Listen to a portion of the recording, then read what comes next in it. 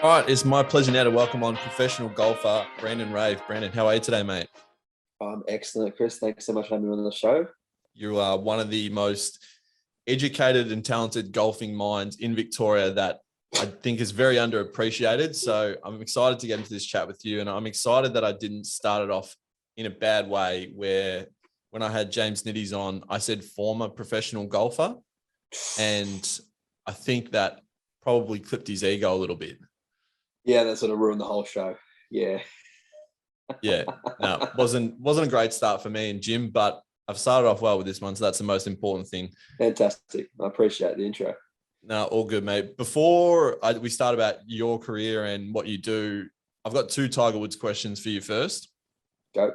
The first one is, did you see the video that he posted a week ago, which broke the internet and made every middle-aged male's year?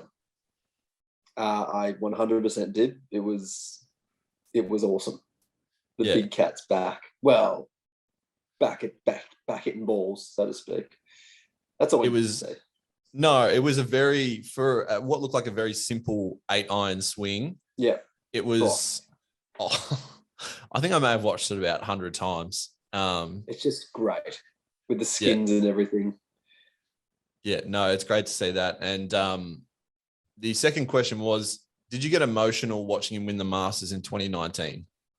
100%. Because with their tears. I was one of those guys who was, with like Dustin Johnson playing well and Koepka, thinking, I don't know if he's ever going to win again, let alone a major or the Tour Championship before. I was very skeptical. So I was eating humble pie when he got up, but yeah, extremely emotional. Like, this is someone it's like for an Aussie watching Warney take 700 or Steve Waugh getting that 100 on the last day. Like, that's momentous, isn't it? Like, and the Masters, one of the biggest sporting events in the world, to beat that field in a comeback is just, it's ridiculous. It's ridiculous. So very emotional. Yeah. No, 100%. And I remember it's one of those very few moments where I remember where I was when he won. Sure. I had a friend who texted me and she literally said, "Why is my dad crying at the golf right now?" And I just responded to her, "I'm also crying." Because I did. I'm not even embarrassed to admit it. Like, no, not at all. I've been very close to I've been very close to the big cat on 3 separate occasions, and I froze. Like, I literally. He has an aura, doesn't he? Oh, he's got. Some people have it. He has it in bloody. Yeah. Yeah. Is it in spades? That's the word I was looking for. Yeah. No. What's the opposite of not having an aura? Whatever not having an aura is, that's probably what I've got. He's got the exact opposite, and time froze while I was just staring at him with his hands in his pockets. But no, I think a lot of people obviously.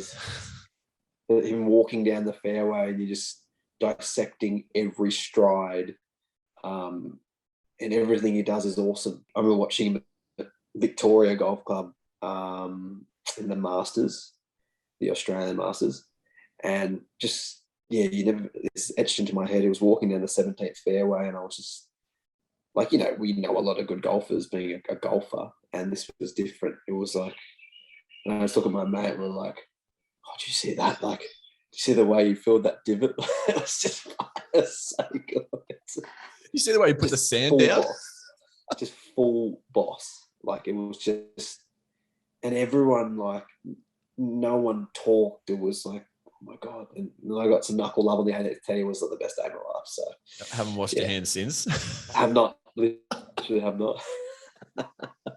I think I remember reading Cam Percy may have played around with him during that tournament or the JB Weir Masters when he first came out. Yeah. And he said that, like, he hit like a 3-iron or something, like hit it nice.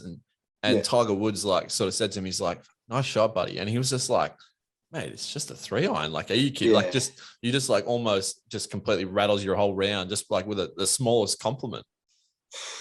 That's what you hear. A lot of people who have played and they say it's, playing in front of or behind Tiger, it's quite intimidating with the crowds and everything. Like, it's a different experience. And they reckon he had I wouldn't say disadvantage, but having all those people like cheering you on, and that he'd have that extra pressure, like maybe like a Sachin Tendulkar or someone going out to bat. Like the weight of the nation is watching you every stroke of the bat. Yeah, that's kind of like Tiger, probably times a million. But like, yeah, everything you do is just under scrutiny. Like imagine him lining. I know he'd sell in the zone and everything. He would zone out, to be fair, for all that noise. But I'm sure at times that would have compounded on him if he wasn't playing too well. All that extra pressure of an up and down he had to make, or if he didn't make the cut, like imagine the media, and so just that extra pressure would have been crazy. Immense. It's handled it pretty good, I would have thought. Yeah, 100%. We're going to get a little bit off topic here, but I think it's an important question. So for someone like me, right, when I play, no one's watching, and yet I still get that feeling when I'm over the ball. When someone like you plays, there's probably more people around. You obviously don't get that feeling. But let's say, how would not an average PGA Tour player, but like, someone who's probably not close to that Tiger Woods kind of a standard, how would their just whole approach completely change when you see like, I'm being paired with, say, Rory McIlroy, Tiger Woods, Dustin Johnson, and that, okay, you're not going to have 15 blokes following you around for the day. You're going to have galleries on every single hole. Yeah. I think it really depends on how well you're playing. Usually when you're paired with those guys, I'm tipping you're in one of the few, the last groups on a Sunday or whatever it might be, or the marquee group. So it means you're playing well, to a very lesser scale in my point of view. Like when you're playing well, you think you're almost invincible. I can hit every shot, and they would sort of relish that opportunity. Whereas, let's say it was just a random tournament and you randomly got paired with these guys and you're not playing well, then that would sort of compound on you, and you would try and do things that you perhaps wouldn't do normally. So when you're playing well, just like every sport, you know your own game, and you do what you need to do, and you're in a particular state of trance per se, where you can just see the shot and hit the shot, and all that other external noise is mitigated somewhat. I do say when you're playing well, but if you're playing poorly, then that may dwell on you a little bit, and you might see the crowd and the noise, and it can be intimidating when Dustin Johnson rips 150 past you, and so it really, the variables are how well you are playing would probably influence the way you react when you're playing with such marquee players.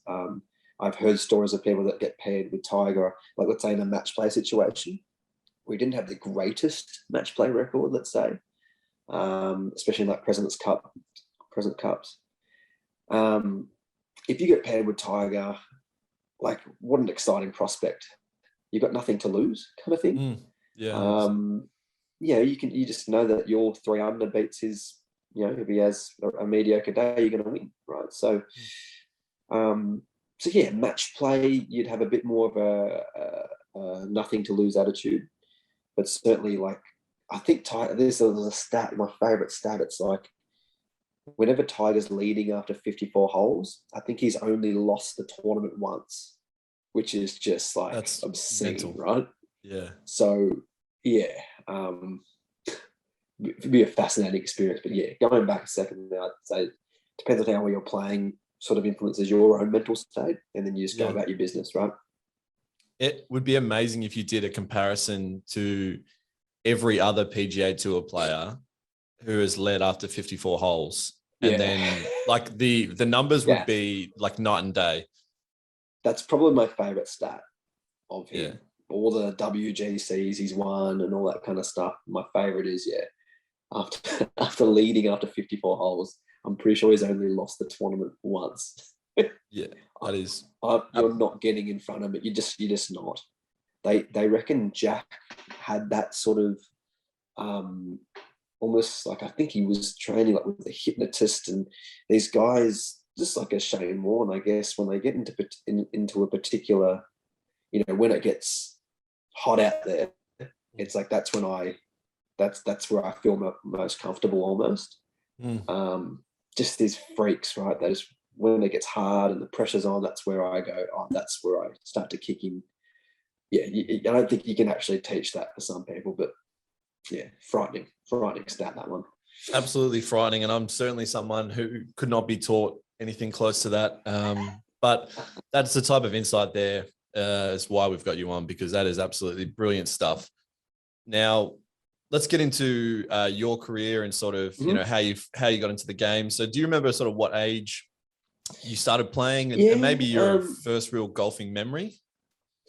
Yeah, probably just playing with the old man. Funnily enough, my dad was a club golfer at Latrobe. It was like an A grade. I probably got down to 8 or 9 or something, so it was decent. Had no idea how to sort of teach or anything. Just one of those guys who would go to the range and kind of just get it right.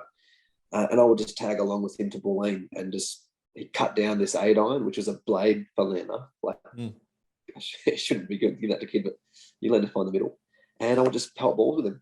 Like, no instruction, he would just probably say things like, just get your balance and watch the ball, and I'll hit 5, you hit 5, and that was literally it. That was literally my first golfing memory. And then I won't say I showed any talent. I just probably played more than most kids, to be fair. And then that's when you sort of enroll into sort of like junior clinics. So there was junior clinics at Latrobe Golf Club. I did those with a gentleman called Stephen Giuliano, who is now probably one of the most famous coaches in Asia. He just moved from the mines in Malaysia to Singapore recently, but he was my first coach. And yeah, you just muck around doing junior clinics, and naturally by the age of 10, 11, you get your handicap. I think my first handicap was 25. And then there was like Victorian junior tournaments you just enroll in online, or not online back then, but however it was done. And yeah, I think I won some under 12 primary school tournament, and then that's it. You just start to play more and more at Latrobe, and it's very natural. You don't sort of, I don't know, you just keep playing and practicing, and things kind of open up for you, I guess. Yeah. So yeah, very natural, I guess, the entry. Yeah. Did you watch much golf? Was your dad an avid golf watcher as well, or was it more just not really? I just love watching cricket and footy. Like, I honestly didn't know much about golf. I would resonate with watching, say, Tiger and Greg Norman, which, two pretty good players to be watching. I think Greg also had that sort of aura, to be fair. But yeah, I played cricket just like under 12s and onwards, and golf was just like, I think I was just better than most kids because I was the only one who played, to be fair. Yeah. I had pretty good natural hand-eye. Like, I wouldn't have to play or practice cricket, and I'd play first 11s at school. But golf was, I just kind of, it's hard to explain. I didn't even really think I was going to be a pro or anything. Even when I was going to tour school, I didn't think I was ever that good. I just kind of kept at it, and then went through the process of, under 14 and under 18 junior state team, and I was in the VIS for 3 years, and then I guess I was obliged to go to tour school, but I never really thought I was good at all, and I never thought I was going to be making a living out of it, which sounds really weird, doesn't it? But I kind of just went with the flow. It's kind of weird, yeah. Yeah, no, it does. I feel like a lot of elite level athletes, and I'm going to call you elite level regardless of whether you agree or not, because we're here to pump your tires. Elite level athletes do always have a very similar mindset to that, where they were like, oh yeah, no, I didn't really think I was that good, or I wasn't sure. It's usually the people like me who shoot like 105, but they birdie the 17th, and they're like, oh yeah, well, I hold a 15 footer. So if I just figure out the other 17 holes, I'm sweet. Yeah. But even at the VIS, you're obviously paired with, and you're playing with other like elite level players, and you're still of the mindset of like, oh, this is kind of just something I'm okay at, but I'm not. 100%. And the people that I was at the VIS with the test, like, I'd love going to the gym and working out, and And then there was some really good players I was with there, like a Matthew Griffin, or a Josh Younger, who you're not household names, but guys are doing very well on like the respective tours in Japan and whatnot. And that was super like meticulous, and I'm going to travel here, this tour school. And I was always like, well, that's probably what I should be doing, but you can't force that, can you? You can't force that on anyone.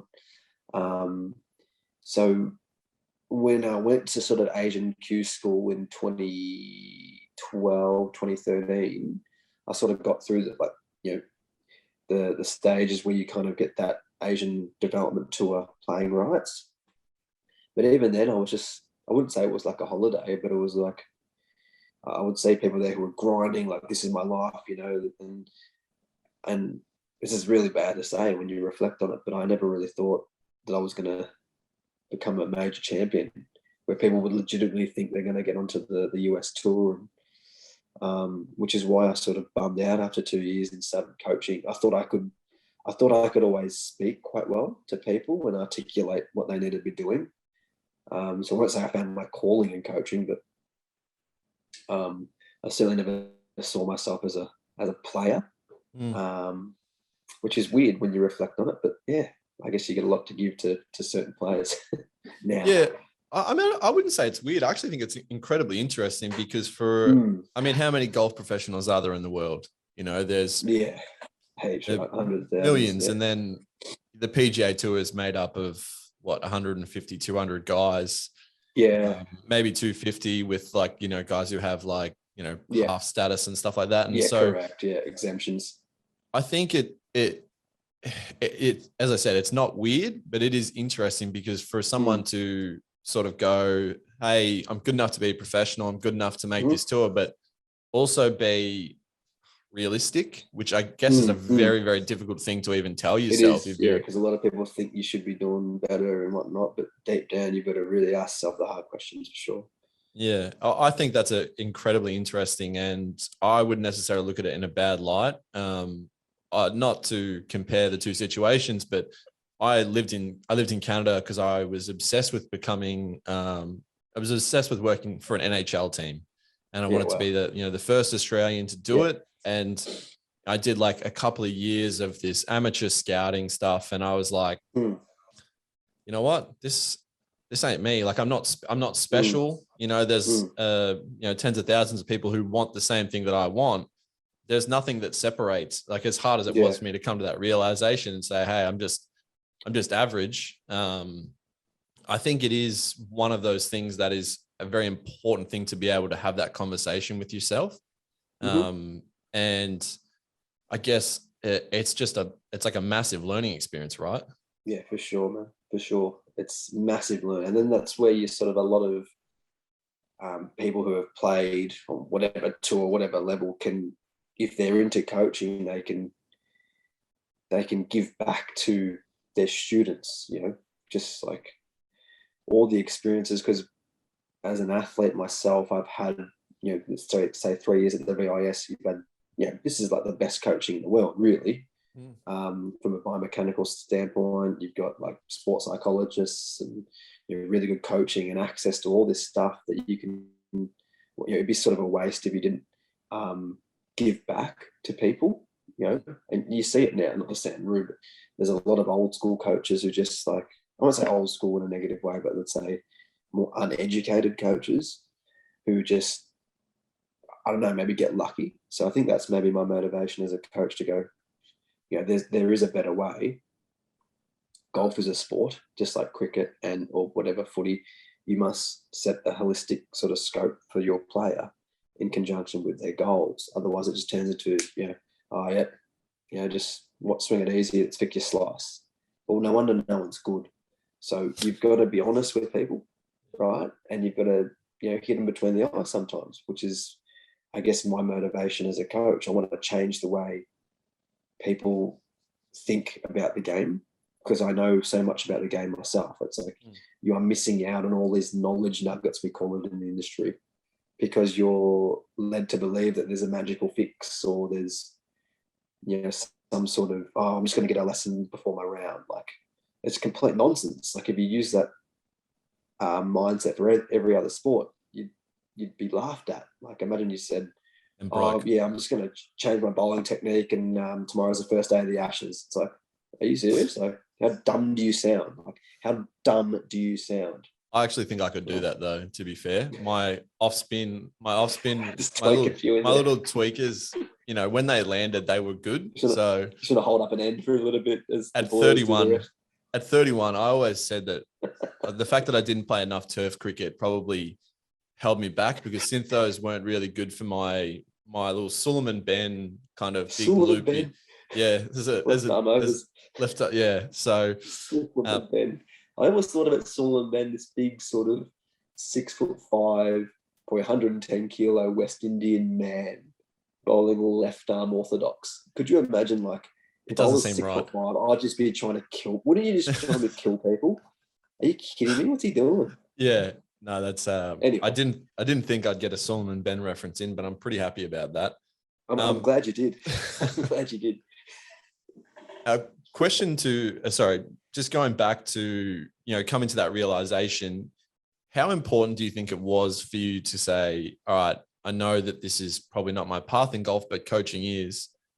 Well, how important was that for, I guess, your mindset towards coaching? Because as you sort of said, there is a lot of people out there who are coaches and sports coaches, not just golf specifically, who are, quite frankly, pretty brutal. And I think having that mindset of, yep, I want to impart what I have up here into these clients. I'm not just looking at them as a cash cow.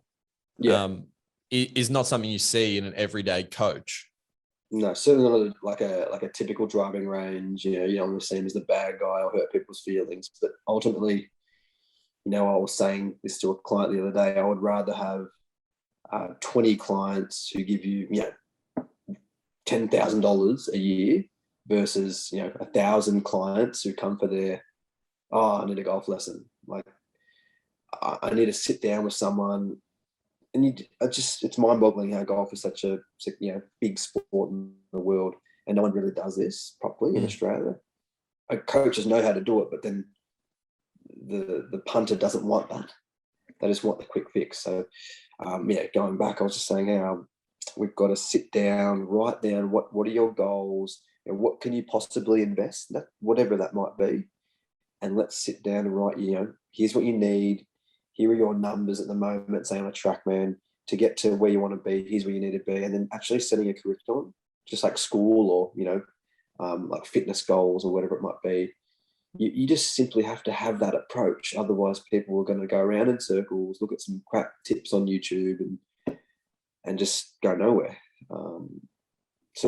I just think that my motivation is I want to change the thinking of people listen my warm market, but then hopefully transform the industry in somewhat for the better, so people actually understand that it's more of a holistic sort of game versus tips. Yeah, no, 100%. That's an amazing, I guess, philosophy to have. Do you have any? You mentioned the first coach you had, who coaches in Asia now. He's one of the best. Do you have any influences, say, outside of him that you really look at and go, what they're doing, whether they're in Scotland, America, Spain, wherever, and you sort of say, that's the sort of coach that I really want to be or want to learn from? Yeah, for sure. I think it's really important to practice what you preach as well. So this is a good segue for what I'm going to say now, but I think golf does have I want to say a negative stigma, but you just sort of think, old school, bloody Chubbs Peterson at the range, bend those knees, doing great, all that sort of stuff. Eyes on the ball. As he's reading the old Golf Digest. That's great.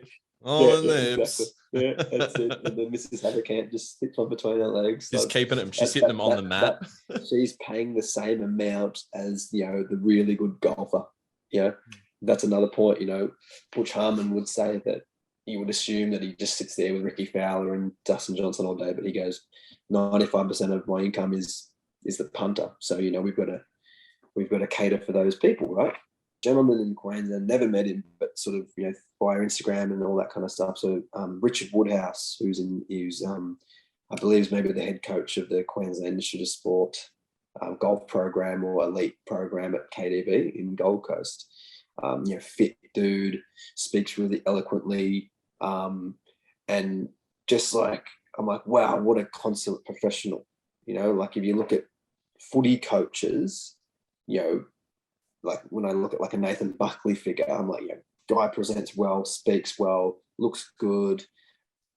I think that will really attract, or let's say resonate with, a lot of the younger clientele who you want to have for 30 years on your books, right? So he does it well in terms of holistic style athlete preparation, talking about the body and activation, and he's got the Trackmans out, and a lot of mental sort of like programming and goal setting, and you'll see stuff on his Instagram where the students are all sitting down, they're writing down debriefing from a tournament, and I'm like, that's just how it should be. Like there is no other way.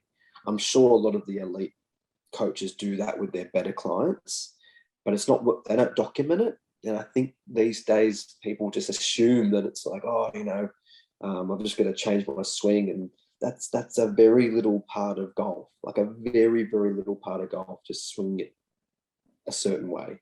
You've got to know your strengths and weaknesses and expose those. And when you've got a proper coach, well, if you're willing to invest with a proper coach, they will sit down and articulate a way for you to get the best out of your game. There is no other way. And I keep saying, like in every other sport, you do that. So why doesn't golf do that? Otherwise, people just assume you go to a range and get a golf lesson. It's like, no, not at all. That was like 10% of what I did as a VIS athlete. You would sit down with your coach and have a coffee, you write some stuff down, what's coming up and where you're deficient, here you track my numbers. So I've had this experience and I want to share that with my clients. And I'm saying to you earlier that the right client will spend, I'm not sure I say like the business with anybody, it is, the right client will spend a lot of money with you, and you'd rather spend your time to them instead of the half an hour lesson guy who just, it's a complete waste of time and mental energy for everyone, even though it pays my mortgage. I want it to be different. I want people to set up for a year membership as opposed to 5 half an hours. Like, what is 5? Imagine going to your bowling coach, do you do the 5 half an hours? You'd be like, what? Like, it's pre-season, during season, post-season. Why does golf have this short-term crap?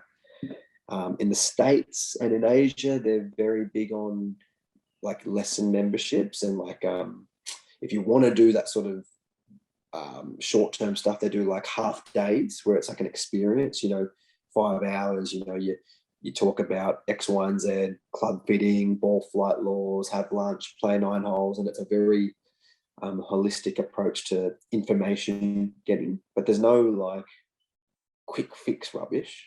Like it's just, that's not the way it works. Like, so yeah, as you can see, I'm quite passionate about trying to change, not change the industry. Like pretty sure every good coach knows this, but they're a little bit apprehensive to do it because it's different.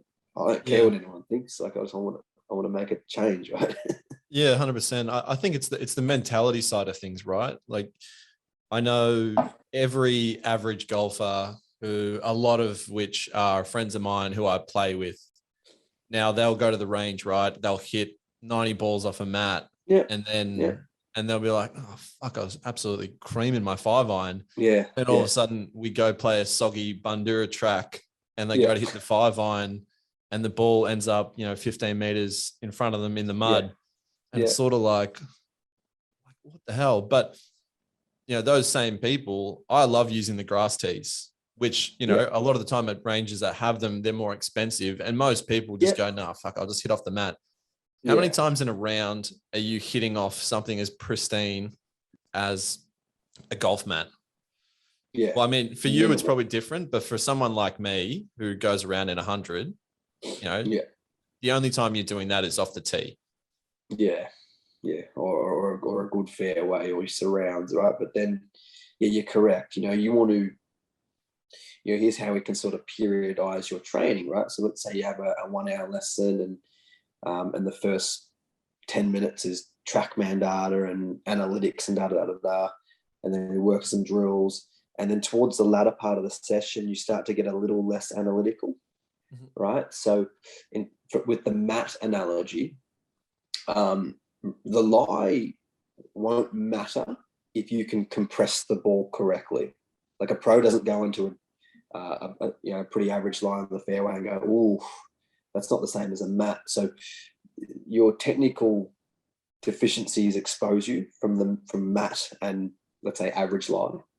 But going further on that, what the mat masks the shot. So let's say the ball's on the mat and you hit before the ball, the club will kind of bounce and you'll get away with it, giving you the illusion of a really good shot. But if you hit slightly behind the ball at Bandura with a wedge, the ball's going to go just in front of your shadow. So this is where the coach must give you better information. Yes, you can go on the mat, but let's say here's the ball and there's a towel slightly behind the ball. At least you can still see that the club is working on a downward arc, and yes, it's on a mat, but if I can replicate hitting in front of the towel, it will suggest I'm going to hit the ball well on the golf course anyway. So you can work around this kind of stuff. And what you've done is take it a little bit further and say, I like to hit on the grass area because it helps me just simulate real golf. And that's fair enough. Anyone logical will do that. But yeah, there are ways around it. If the mat's the best you've got, or you're in lockdown, you've got a welcome mat, whatever, right? Just make sure you can understand that the club is hitting the ball on a correct, we call it attack angle. And doesn't matter what surface you're on, that's how I'm going to compress the ball, should I say. So this is where your coach must help you understand, where do you practice, what can you do, here's how, if you hit the ground first, it's going to give you a false illusion on the mat. And once again, giving the player better information. I mean, that was 5 minutes talking about nothing to do with the technique, was it? That was just a strategy on how to practice. Yeah. So this is information. This is gold for the punter who has no idea what I just said. They all just think that, can you just change my grip? Because I think, like, what? Like that's such a small part of it, right? Yeah, 100%. There's also like muscle memory as well. Like if you've been throwing a baseball for say 20 years, and then you come to me and say, hey, like we do a 30-minute throwing session, and I'm like, oh, hang on, this is actually how I would change it. And then you go out and throw the baseball. You're going to throw the baseball the same way you've been throwing it for 20 years. Probably. You're going to think about, that's what I mean. You can't change it like in half an hour or even in straight away. And I think that's where I agree with you that, and I've mentioned that, I haven't had a lesson from you, but I will eventually, because I know that right now it's a waste of time. I know I'm not prepared to go out on the golf course, or do I even care, because I have mental breakdowns on the fourth hole. But it's one of those things that if you're not prepared to do, the exercises and I guess all of the actual stuff that you need to do to train the muscle, it is literally burning cash, probably. No, I 100% agree with you. And this is where you've got to be a bit careful as a businessman or woman. Joe Blow comes for a 1 hour lesson and just brings his driver, and you're like, Jesus Christ, like, are you serious? And he goes, I'm playing this afternoon. And you go, okay. That's what I would do. You'll straight up say to him or her, what are you expecting to get out of this lesson? Can I just understand your goals? And what do you mean? You're a golf coach. Just maybe hit the driver straight every time. If you, in that instance, say, look, listen, mate, to be honest, you're only going to hit driver 10 times today. It's not going to really influence your score that much. And you start to get against him or her, they will badmouth you to all their clients, all their friends, and that could potentially hurt you, right? So what we want to say is, look, to be honest, everyone, let's do 20 minutes of putting, because if we get you down from 45 to 36 putts, with some speed drills, that's genuinely going to save you 9 shots, and it's working your chipping a little bit. They're going to look at you and just think you're the biggest wanker. But that's $140, right? That you could be missing out on next time because he thinks you're a flog, apparently. Yeah. So you just, as a coach, you've got to be able to switch from appeasing, I guess, that sort of tire kicker sort of bloke, and maybe giving him enough information to maybe convince him that short game, this is where if you're a good coach, you'll have a lot of statistics in your mind, and Yeah. Just having an organic conversation and saying, you know what, mate, I know you think drama is very important, which it is. But the reality is you're only hitting it 10 times around, and that you might start to open their eyes and start to convince them that, oh, you know what, you're right, you know. And you might ask, well, look, hit this 6-iron, mate. Can you hit a little punch shot for me under the trees? And they scoop it, and then you might say, well, look, the reality is Tiger Woods averages 7 out of 12 fairways. He still has 5 under par. How does that work? And they go, you know what? Yeah, it's when I go into the trees, I start to compound my errors by not being able to punch out, not being able to chip it to 50 meters and 2-putt. And they start to actually go, yeah, you might be right. I might come back. So you've got to be very articulate with the way you present information to certain individuals. But yeah, we, as I said earlier, you'd rather the right client come and just go, hey, Brandon, you know what? I'm off 12. I'm retiring soon. Money, you know, not like money's not a thing, but write me a program and I'll work. You tell me what's needed in a 3 and 6 month program, and let's work together like it should be. That's who I'm trying to attract, and that's who I'm trying to reach out to via, let's say, Instagram and that kind of thing, and then via word of mouth it starts to grow organically. But yeah, it's just, you still can't just blow off these one-off people. It's still quite a lot of money, isn't it? So it's a fine line. Absolutely. You've mentioned the Trackman a few times. For people who don't know what that is, can you sort of just explain that and the benefits behind it? Yeah. So Trackman is effectively it's a radar system which measures your ball flight. There's about 50 or so parameters. Let's say you hit a shot.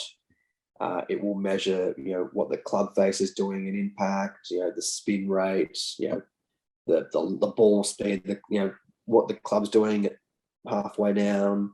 There are so many parameters you can use and dissect to help the student understand where they're at and cause and effect. So you might say, like, okay, you know, John, because the club's working this way, the path, we call it, the ball's going to go that way. The reason it goes straight is because you close the face, and they start to articulate it. The student can understand it. Trackman is probably the most regarded piece of equipment on tour. Like, most people have a Trackman or a GC quad. They're very expensive, but yeah, there are lower versions of Trackman that you see, but yeah, they're just not very accurate. Like a lot of simulators you see, they're just extremely inaccurate. So it's completely a waste of time. So if you're looking to get a lesson, or you're thinking about going down that numbers route, seek out a coach with a Trackman or something equivalent, and you know, they can interpret the numbers for you.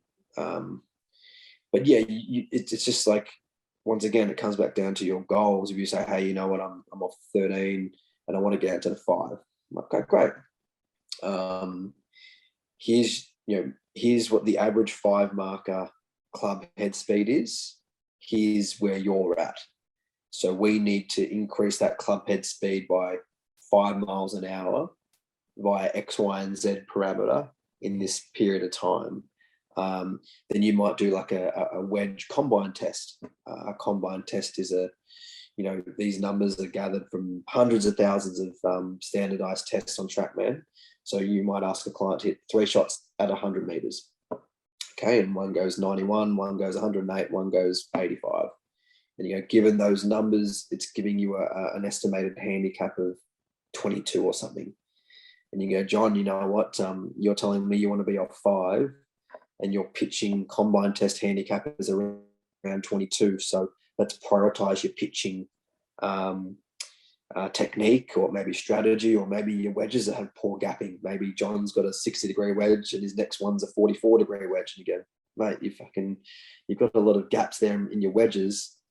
Maybe we need to sell you 2 wedges to help with your gapping, or maybe it's your technique, maybe it's your strategy.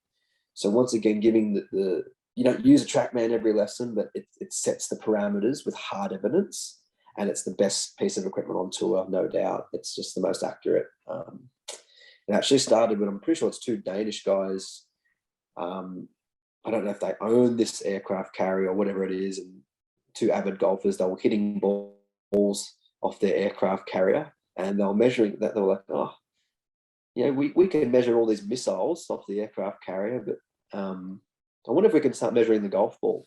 And that's how they invented the Trackman at 25 to 36,000 a pop. Yeah. Imagine telling the officer in charge of that ship, you're like, oh, where's that radar gone? It's like, oh, well, John and Jeremy are fucking hitting balls off the back of the thing into the Atlantic Ocean, and they were just trying to see who's hitting it further. It's like, we got a water win here, fellas. Genuinely how the story goes, they wanted to measure the ball flight, the analytics of the ball flight. So, but yeah, you would show the client, okay, the ball's doing this. Here are the numbers that suggest what it's doing, and we quantify that with the videos we might show you. Okay, and then towards the end of the lesson, you might say, look, the swing now is doing this, and see how that now influences these numbers. And then that will influence the result of the golf ball. And the student goes, right. And then they leave there with a sense of, it's pretty clear cut that I need to promote these drills because I know that influences the numbers. So my job, let's say it's an hour lesson or a 2-hour lesson, it takes me 2 minutes to analyze a golf swing. Like, I can see it like that and go, yeah, this guy hit it there. Yeah. But the remaining 58 minutes is teaching someone the drills, the retesting, and actually how to practice. So that's the benefit of having Trackman, or Trackman just something equivalent. I would say Trackman's the best. Just because I got one. But you get referral bonuses for Trackman. Right? Good little hook. I'm actually a salesman on the side. Yeah, you need to just follow that. But yeah, look, as I said, there are access to, I won't put any names to it, but like simulators. You go to X store and there's simulators, and it's just like, A, it's extremely inaccurate. No offense, I'm not going to get sued. And B, the players can't interpret the numbers. And then you see this big number about like total distance. Oh, that 7-iron's gone 180 meters. And it's like, well, yeah, firstly, that's probably bullshit. Secondly, it's like, what are you taking out of that? Like, why is it going that far? What are the reasons why the ball is going so far? You can't just say, oh, it's not a video game where you're trying to like get a high score. Like, but this is what people pedestal, like these companies pedestal with these simulators and all this bullshit. You might as well put one in playtime and get tickets out of it if you think it's going to help your game. So as a coach, it's really annoying when there's all this technology available, but people don't know how to interpret it, and they're thinking they know what's going on, but it's like, now we spend years and years trying to interpret these analytics and how it coincides with your golf swing and your mobility and all this kind of stuff. So yeah, once again, it comes back down to, there's so much that good coaches understand that we want to share with our clients and get us out of that bullshit sort of quick fix mentality. You could say the same for the fitness industry. Like, in a time where there's so much good information, let's say journalistic information, we're like the fattest we've ever been, right? So it's like, I can confirm it's not that. working. Yeah. Well, it's just what it is, right? We kind of know what we need to do, but people are still kind of fat and not exercising. So I guess I won't say it's insulting, but people are good businessmen, right? When people put up these quick tips, you see it on Instagram, oh, if you're hitting it right, you've got to, and people go, oh, yeah, I hit it right.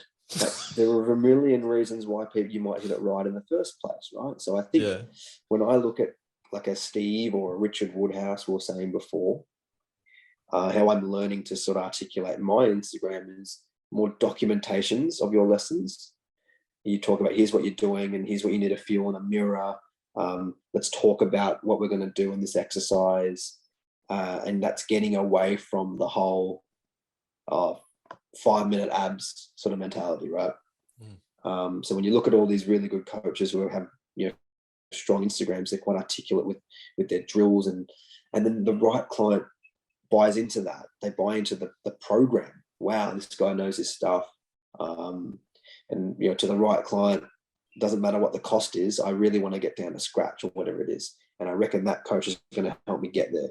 Mm-hmm. So that's what I was saying earlier about I'd rather 15 clients who pay 20K versus 2,000 clients who come for their 1/2 an hour lesson once a month. It's like, you are just kidding. Yeah, I won't say you're kidding yourself, but it depends what your goals are, but you would rather work with that person, right? Who's going to genuinely invest, because that's where the most satisfaction comes from. Yeah. Being with someone on their journey. And I guess growing up for me, not that I was any success, but my coaches would get a lot of satisfaction when they would put a lot of time into me. I would do all the work, and you would win an amateur tournament, or a club championship by a record amount, or whatever it might be. Or you might say, oh, I'm the captain of the junior state team, or just got my VIS scholarship, and you just know that they would be so happy for you because they've put in the time and you've invested the time in them. So it really needs to be a relationship versus a fix mentality. Yeah, absolutely. So yeah. Let's get into, I know you've got a couple of incredibly talented younger clients. I don't know their names, which is completely fine, but they are absolute sticks. Talk about how you sort of change your, I guess, coaching philosophy to teaching someone as a 31-year-old mentally weak male with no athletic ability to mentally weak. Yeah, I'm not going to say if that's me or not, but that's fine. Okay. As opposed to, say this 5, 6, 7, 8-year-old who clearly has a lot of ability and sort of they're in such obviously an early part of their career, but sort of nurturing that and, helping them take that step. Yeah, it really is exciting when you would certainly, I guess the whole definition of coaching is coaching a client. You've got to know their personality, what their parents are like, what they're willing to invest, and what their goals are, right? From a short, medium, and long-term perspective. So when you have someone who's showing a bit of interest, you sit down and you just go, okay, here's what I expect of you. And you just try and tell the parents to manage their workload and manage their practice. Like, I'm the brains, you manage their practice. And the kid, you can't really teach this, but they're either motivated or they're kind of not. The ones that you're referring to who are quite good, they play other sports, which is extremely important, right? And not just like, oh, my mum wants me to do table tennis or badminton. It's like footy, cricket, sort of that real understanding of I need to train to make the team mentality sports. Golf has this problem where there is no team ever. So if I play, therefore I expect. Whereas every other sport that you and I know growing up, it's not like, you might have kids who are talented, but ultimately if you want to make the first 22 or the first 11 in cricket at school or club, yes, you go to training, minimum, whatever it is, twice a week. You do your own training, whether that be rehab, Pilates, gym, cardio. You go to the nets yourself or do some extra set shots. Golf, people assume that I go to the range once a week. Therefore, how come I'm not playing well? So you're trying to set the mentality of these kids early and try and encourage them to play other sports. Let's say, I won't say normal sports, but things like tennis and footy and cricket, where you sort of genuinely use your body and it's very athletic motions, and hockey and that kind of thing. So you have the luxury where they don't have any bad habits yet, and you set the mentality early. Okay, here's the expectations. And it's very easy nowadays. There are a lot of good kids worldwide who you can show them videos of, and that almost gets the competitive juices going. Okay, the little girl in America is 10 years old. She swings it at 85 miles an hour and you're at 78. So we are going to prioritize speed training, and here's what you're going to do at home. I mean, before you come to the next lesson, I want to see the videos your dad's going to send me. And they go, yeah, that sounds fun, or that's challenging and that's motivating. Not everyone's going to resonate with that. And once again, it depends on the goals, right? I'll have kids who come for their weekly Monday lesson at 4:00 who are just complete, they don't know anything about golf. They just come, and once again, that's income. But to them, that's golf. They don't know what a golf course is. This mum drops me off and picks me up in half an hour. But yeah, you're right. The ones that are really good, that you have the luxury of setting the mental, let's say, the excellence mind frame from a young age, and that helps them become not only good golfers but good young athletes and good young students. That sort of accountability and mentality. So at that age, some kids kind of just have it, and it depends on their parents as well. Usually the ones that are playing well, their parents are either at least club golfers. I've got a really good young kid, Eddie, now, his dad's a triathlete. So, imagine the lessons he's going to learn as a kid, nothing but meticulous training. And so it's a lot to do with the parents, to be honest. Some see golf as a luxury, or as in like a piss take where, oh, my kid does golf. But it's okay. I'll happily take your money. But then don't come back to me with, oh, how come my kid's not very good, when they don't touch their clubs in between lessons? That's where it gets a little bit like, are you kidding me? Like, so yeah, sometimes you get gifted some good kids, but I think you deserve that right by putting the time, and they get results. And then I want my kid to be like that. So you genuinely can start to pick and choose who you teach, which is nice, which is a luxury. But yeah, nothing but hard work to get that stage, I guess.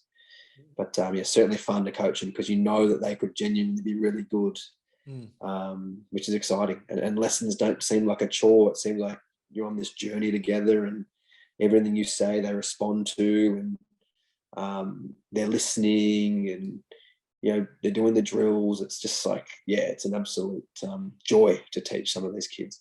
This is probably going to seem like a very silly question, but from time to time, I see you share messages that you get from clients, them saying, I shot 85 on the weekend, or I had, 35 putts. And what is that like to get as a coach to sort of see? Yeah. Yeah. Unbelievable. This is what people don't understand. When you invest properly into a package, it's not just the 1 hour you have weekly or whatever it is. You have yourself a golf coach, or a life coach, or sometimes a psychologist, right? Now, I'm not qualified in any one of these things, but you genuinely talk about this holistic approach to almost their whole life, and how it influences their life. So when someone comes back to me and says, hey, you know what, you've been doing the speed training with putting, and I'm averaging 32 putts as opposed to 44. Thank you for changing my mindset of how the game works. And there's nothing better than that. So yeah, that is really, really pleasing. There's two ways those messages goes, and I don't send you all of them, but there's sometimes people go, oh yeah, I had 31 points, and I go, and like, that doesn't tell me anything.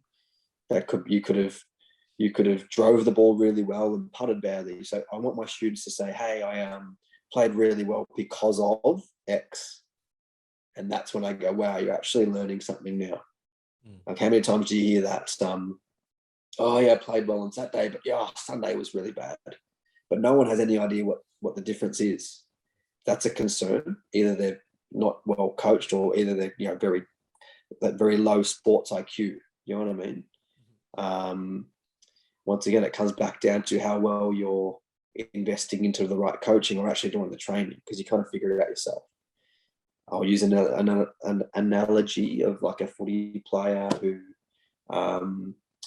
who does a lot of extra cardio outside footy training, and then they beep test 15, and they're playing in the midfield, and they run out 4 quarters really well, and they're aware of it.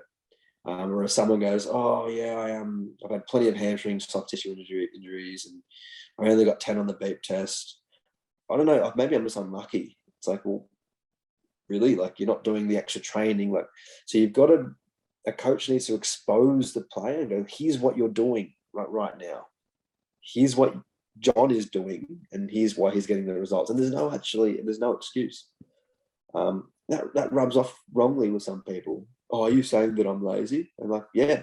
Like, really? Do you have to be that dumb to understand it? Like, yes, here's what you're doing. Here's what Michael is doing. Michael is a 5, you're a 15. This is where the Trackman can quantify this stuff. You have people come back and say, oh, I used to hit it like 280 meters, but your Trackman says I'm only hitting it 200 meters. Is it wrong? It's like, well, no, it costs a lot of money. Like you might have, they don't understand that one shot that went 280 was like downwind, downhill, at Moona links, and the ball rolled. But they're so dumb to understand that doesn't happen all the time. Like, that's just, did you know that the next hole into the wind went 180? Like, they don't rego that. This sounds like me. Well, yeah. Well, I think you're aware of it, right? Yeah. Like, it's just and I'm okay with it too. I don't hide it. Yeah, but it's like, are you genuinely serious? Like, do you not understand that these conditions can influence what happens? Like, so if you don't understand something as simple as into the wind and downwind, or like it's running down the hill, how can you expect to play golf? Like, and this is the person that goes, oh yeah, I think I just need to concentrate a bit more. And like these stupid, vague statements, you're like, Jesus, you're no chance. Because once they're outside your supervision, they're hanging around other people who have no idea, and they never grow mentally. So yeah, a pro can learn to hit the ball really shit, but just kind of, here's the water, I'll just kind of hit it around here and chip it on and 2 putts. Whereas the punter assumes that pros have this perfect game where they hole everything, they hit 500-meter drives. It's so far from the truth. So the first thing I'll say to someone is, I need you to actually start watching the game on TV if you can, because you'll, believe it or not, pick it up. Just like we're so attuned to watching footy and cricket and mainstream sports on Foxtel, you understand it more, don't you? You understand the plays and but if you don't understand the sport, it's going to be very hard to play the sport and articulate how to strategize what to do. So this is another thing we're trying to launch more, like which I do in sort of bigger countries. They have like these half-day seminars where they educate people on, it's not just about the golf swing. It's about, this is the punch shot, or here's your wedges need to be at sort of 60, and you need a 56 and a 52, and they go, oh, like actually trying to educate people on the game. It's so important. They have no idea how to play. Yeah. So yeah, that's another thing we're trying to enforce, like more on-course lessons with a pro and genuine evidence and just growing people's sports IQ, because a lot of people don't have it. No, 100%. It's like that. It's like the way I like to compare it is when people go to an Italian restaurant, they don't bring their own pasta and say to the chef, hey, I prefer this. Like, you wouldn't go to see a golf professional and say, hey, I just need this to fix my game. Well, it's correct. Like, well, obviously you don't. Yeah. It's fascinating. A lot of people have a preconceived idea on what is correct because I watched a few YouTube videos the night before, or John the plumber gave him some advice because he's better than them. So it's that very, it's awful. It's like a victim mindset. What are you withholding from me? Why don't you just teach me the answer? It's like, there almost is no answer. I don't know what shot I'm going to hit on the first tee, but I'll quickly figure out my tendency and try and just work with that today. I'm big on analogies, especially with different, sports people, if they've played other sports, like I remember there was one where Sachin Tendulkar was getting bounced all the time and he just didn't pull anything. He just didn't, and just waited for the ball that was outside off and hit it there, and that's how he made his runs. Or, a big part of sports is understanding your strengths and your weaknesses, whereas the punter assumes that they're going to hit it straight. you've got to understand that no pro hits it straight. Mhm. They understand how to manipulate something to hit it straight if they need to, but they'll fall back to their desired shot shape. Yeah, I mean, look at Bob Do Watson. Bob Watson's a perfect example of you reckon that. he gives a shit what people think about him aiming 50 meters to the right? I wouldn't have thought so. He's I won a don't think couple so. Masters. He's got, But Michael, the punter, goes, "Oh, I just wanted to fix my slice." And I go, "You know what, mate? You're actually doing that. You're slicing it every time. How about we just, you're playing this afternoon. Let's just aim left today and just execute and pull the trigger. You would be more benefit. It'd be of more benefit if you did more short game today and just played with your slice. But why don't you fix my slice?" I'm like, "Well, why would I fix it when you're playing today? Like, you're not going to be able to make any changes." You referred to muscle memory earlier in 10 minutes. Whereas what you can do. That's a strength, in my opinion. That's a massive strength. Where your benefit is X, Y, and Z. But this is once again trying to convince the client of understanding your strengths and weaknesses. We need to sit down and write this down and quantify it with Trackman, and then that sets your program. I find that people that do that, you just go, "Look, your short game is horrendous for your current. You've got to be here. Here's where your club head speed is. Your path's 30 degrees left. It's got to be, let's say, closer to zero. If you don't fix this, you will not change anything." And they tend to go, "Yeah, okay." Well, the right person goes, "All right, what do I need? You just tell me, and we'll work out a plan." That's what we're trying to do. That's what I'm trying to do as a coach. Just change the thinking of punters. Trying to get people to think more like athletes. Golf is a sport, as opposed to, quick fix. There is no fix. It's just constant learning, fine tuning or sharpening the sword, as we say, understanding your strengths and weaknesses, and exploiting your strengths and bettering your weaknesses. Or, let's turn your weakness into a strength. That's a daunting prospect for some people. "Oh, I couldn't possibly become a good putter." What? Like, what? Of course you can. Of course you can. So this is the satisfaction when that person goes, "Oh my God, I couldn't care less about the 50-40 hold, but I want to talk about what's your average strokes on putts per round the last 3 rounds." Even something like that is crazy for someone. They think that because I hold a 20-footer on 18 that they figured out their putting. They could have potentially aimed 30-foot right and hooked it in the hole. Whereas for them to say, "You know what, I'm averaging 32 putts the last 3 rounds, whereas before I saw you, I was in the 39s. I'm chipping it a bit better, my proximity hole's a bit better, and I'm feeling I'm stroking the ball, rolling it a bit straighter, and hits I feel like I'm rolling it good." And then you go, "All right, you're actually a chance of getting better because you're listening and you're thinking about this from an intellectual point of view versus a dimwit point of view." Yeah. So, it's just that golf. I talk a lot about golf IQ and increasing your golf smarts, because if you can do that, you can hit the ball shit and still score well. And ultimately, when you're scoring well and beating your mates and getting the cash, getting the chocolates, you'll articulate how to score, much like Steve Ward knows how to grind out hundreds, not particularly looking pretty, but fuck, he's doing well for his country, isn't he? You look at the scorecard, this guy's averaging 55 in tests. Great.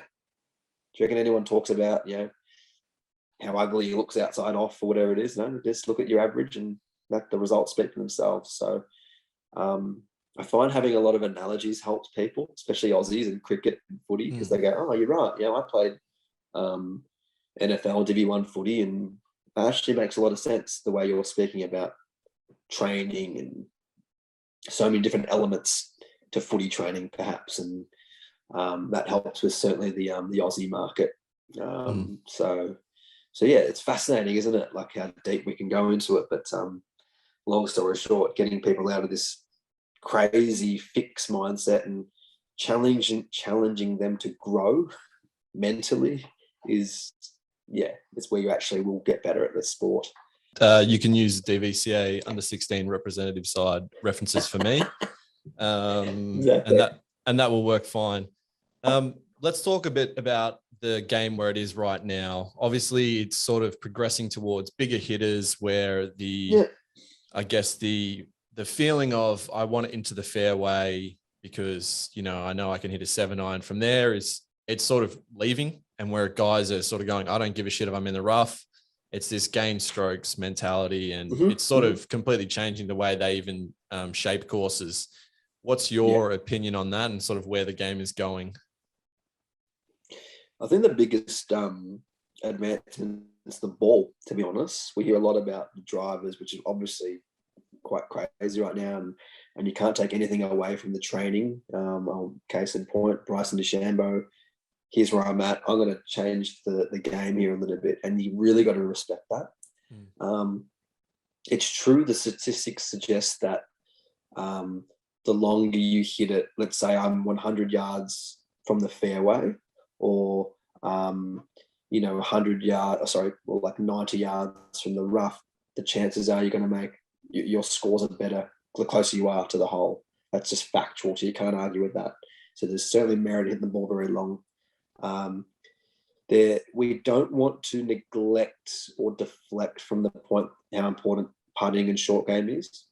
So when you see the pros hitting it long, and when Bryson playing at the US Open and at Winged Foot hitting it long and everything, he putted and chipped the dots off it that week. I don't think people understand. No, people don't understand how good of a putter DeChambeau is.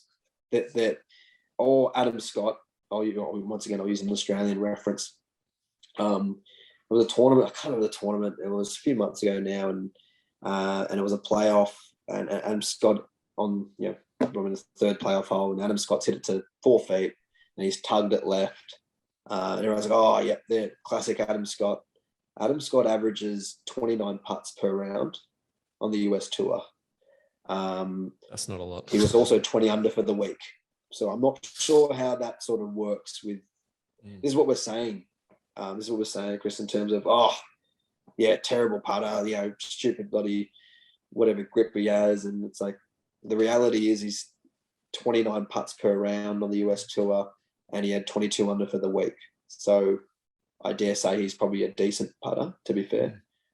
So these are the things you just need to educate people on the facts. Joe Bloggs is not going to, if he's got a wicked slice, the ball spins at 4,000 revs and, he's got no idea what's going on.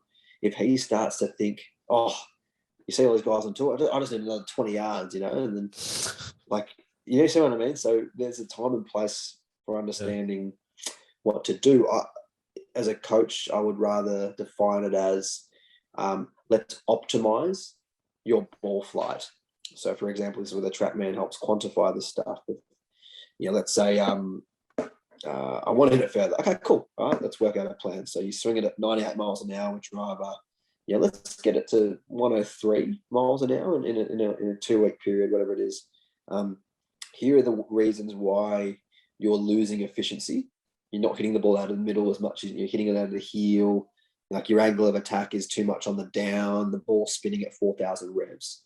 So if we get that angle of attack more on the up, we launch it higher with less spin, I think you're going to be able to carry it further, and the ball's going to come out a bit hotter. And then once again, so it's a bit more of an articulate way of saying, here's how you hit it further versus, I'm just going to hit it harder. Like, it's not really how it works. So going back a little bit, that's how we would, as a coach, present, a mini project to a player. Okay, let's optimize your ball flight, or let's make your golf swing more efficient. As a byproduct of that, you will see gains in like a stronger ball flight, which won't fluctuate in the wind as much. You'll get, you'll hit it 5 to 10 yards further, but more consistently. You'll be able to hit a draw now if you need to. And you being able to hit that draw on the 17th hole will actually get you that slope now, won't it? You'll get another 20 yards out of that. And I understand what you're saying. Yeah. So it's a bit more of a deeper level of thinking with analytics versus hitting it further. The pros are very, very much aware that distance is a very key parameter. If you look at the top 10 in the world, they all bomb it, right? They all bomb it 300 plus if they need to. they also know how to hit a little sneaky fairway putt if they need to, which are little sneaky fizzing cut to be safe. They also hit their irons pretty good. They also know the importance of putting and chipping practice, and once again, a holistic approach. But there's no doubt that hitting at miles is a huge benefit, and you can't deny the facts of the top 10 in the world all hit at miles, bar maybe Colin Morikawa, but he's one of the best iron players we've ever seen. So, yeah, it's important, but it needs to be explained to the amateurs in a certain way where they don't just think that, I need the new Sim 2 driver because that's the reason why I suck. I mean, well played to TaylorMade and everything. That's awesome, right? You spent $900 on a driver and it's a great driver. But do you really think getting a new driver is going to change the way you're swing? Like, no, nothing will change. So, yeah, it just needs to be articulated in a way where the punter understands the importance of it. From a viewing point, like 2020 cricket, it's perfect. You know, you can see these big drivers, and you look on Instagram and all this stuff, and Rory's sitting at miles. I reckon that's great for everyone because it attracts the younger demographic to the game. But certainly, once people are involved in coaching, they need to know the importance of everything, for sure. To mention Morikawa and that Adam Scott, that 4-foot missed putt, Morikawa missed, I think, like maybe even less than that in a playoff with Daniel Berger, lost that, and ended up winning about 40 schmil last season. Just won the race to Dubai, which I think is the first American to do that. Yeah, I think so. Yeah. So 4-footers. He's going right. He's a good putter. He's going fine. He's absolutely going fine. Taking say Tiger Woods, Jack Nicklaus, Gary Player, all these sort of guys who we know as, say, the best golfers, and Phil Mickelson, do you think that DeChambeau is probably the most influential players outside of that, say, group of guys who have won, 10 whatever majors and stuff like that? Arguably, right, in terms of moving the needle, perhaps. Yeah, arguably. I can't think of anyone who's at least from a documentation standpoint, changed that, creating single length irons. Like, what the hell? Like, who would have ever done that? Or, a PGA Tour player that goes in a long drive competition. It would have been just absurd 10 years ago. Now it's like, no, this is what I'm doing, and I believe in the system, and he's a really smart guy, obviously. And you can't deny the facts that if he has a good driving week, he's probably going to be right up there. Just like Rory has a good driving week, he's going to be right up there. So these guys don't need to win every week, but if I'm on, it's going to be very hard to stop me. So arguably, he's probably the most influential player outside the greats, as you said, in terms of maybe marketing or changing the game, like 2020 cricket per se. It's well played. I reckon it's awesome. And I think a lot of people don't like him, and they sort of will downplay that impact. I think the fact that he's not liked by so many people, that just sort of shows how successful he is, because that generates, if you're generating conversation, like, no offense to Craig Parry could play around. He's probably not generating much conversation. Yeah. Popeye. Yeah. I wanted to get a little reference to him in here, so I'm happy I did that. Schweppes. Yeah. A true story. My dad bought a Craig Parry signed hat at a Melbourne Storm auction decades ago for $15. So that's something you would just genuinely keep over the TV for sure. I would love to. I don't know if he's still got it, but if he has it, I would love for that to be something that's passed down to my kids and their kids until it gets to 4 or 5 generations, and when then someone's like, "Who the fuck is Craig Parry?" Gun. That's who he is. No, an absolute gun. I'll finish up on this in a positive note. Now, I have what I like to call destructive holes multiple times during a round. Do you remember a hole where you've just utterly exploded, lost your mind, and you've thought about quitting the game of golf? And can you explain it? There was a time, and this is Oh, numerous, to be honest, right? When you've got the shanks, that is when you're just gone. Or let's say the chipping yips, if you get a bit sort of flubby. I remember playing a club championship at Latrobe, and this is going to sound good because I actually won it the second time. And I had the shanks, right? And I was playing the 8th hole, and I was definitely leading, but I remember a few on the 5th and maybe the 6th, I hit 2 shanks in a row. And I was like, oh my God, I was leading by a few shots at that stage. But I'm like, this is going to quickly turn to shit. Like, I'm going to lose easily. I've got the shanks. And I was about 120 out, which is, whatever, maybe a 9 on or something. And I pulled out a hybrid, right? And just chipped it to the front edge.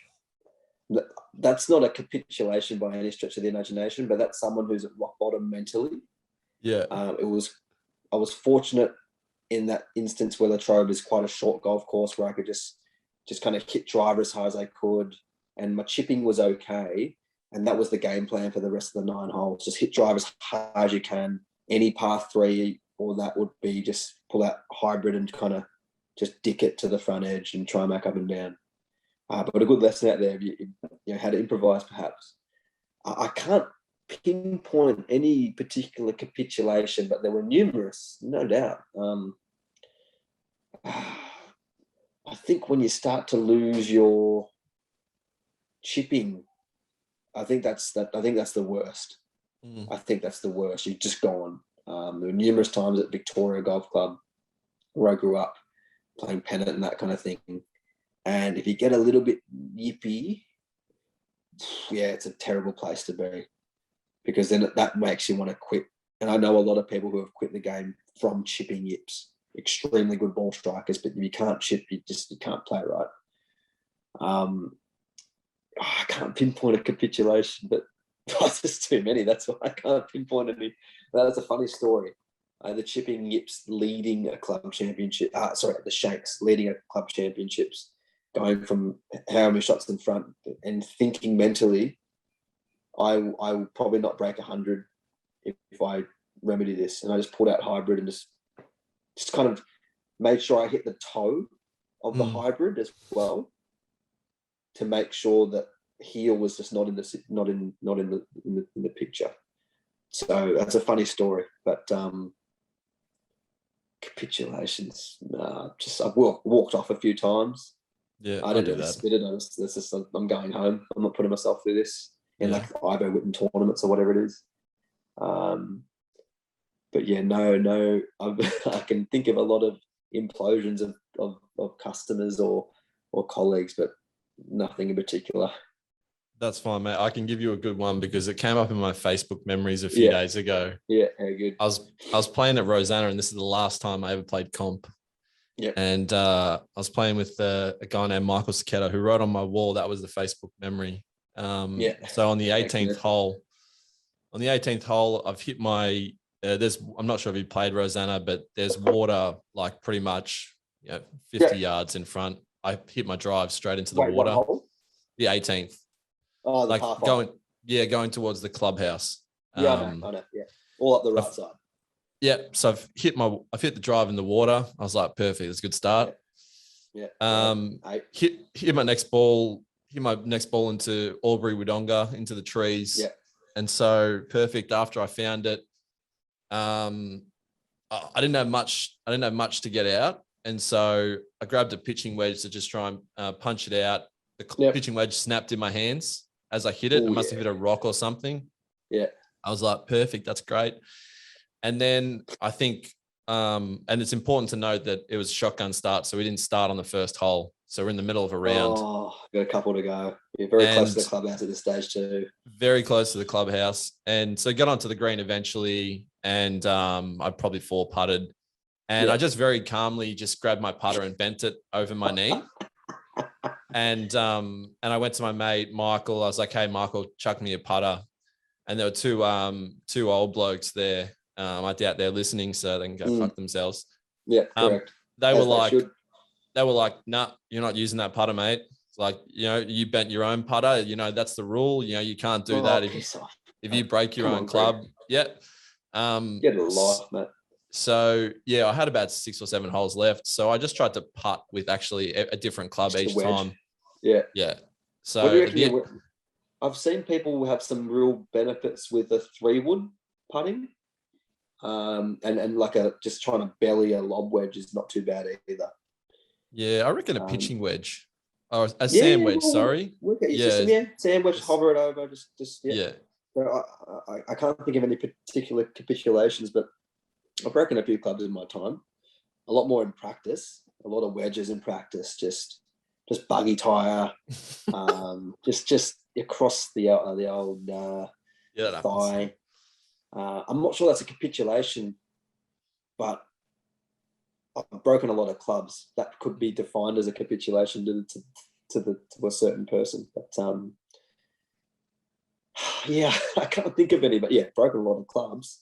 Yeah. That's why I have such good advice about what club to use if you do snap your putter. Yeah. I've bent a few putters, very good putters as well. Just you feel like the biggest idiot afterwards, but it's like, fuck, it felt good at the time, didn't it? It felt great. Yeah. And it's safe to say you weren't getting a text from me at the end of the round saying, "Hey mate, I got 31 points." That may have been a single digits kind of point because I didn't play comp again, and I don't regret You might it. have given it the old, oh mate, first time I broke 80, but I only played 15 holes. I had 33 putts. Perfect crime. I had 33 putts on the front nine. The perfect crime. No, great stuff. This is the thing, like with spinning it and that, it's okay to spin it. Tiger was the most fine player on tour, a few times, but then he had this like three-step rule where spin it, fuck this, whatever it is. Okay, I've let it out. Now let's move on. Mm-hmm. I think that's a very important message to people. Otherwise, you keep it inside and you just go crazy, right? You've got to let it out in some way, shape, or form. So I guess we talk about mainly with better players, like a pre-shot routine and actually a post-shot routine, right? That's very important. No one talks about that. So post-shot routine being, okay, you just hit the shot, analyze it. Okay, right. What did I feel there? Okay, and dissect. And then, okay, accept it, spit it, swear, whatever it is, club in the bag and walk on. Because if you keep dragging that sort of for the next 200 meters, perhaps, it's going to be a long 5 hours. So when you work with sports psychologists, you work with, pre-shot routine, post-shot routine is very important. And that helps you keep mentally fresh in between shots, zone out for 200 meters, talk about the footy or something.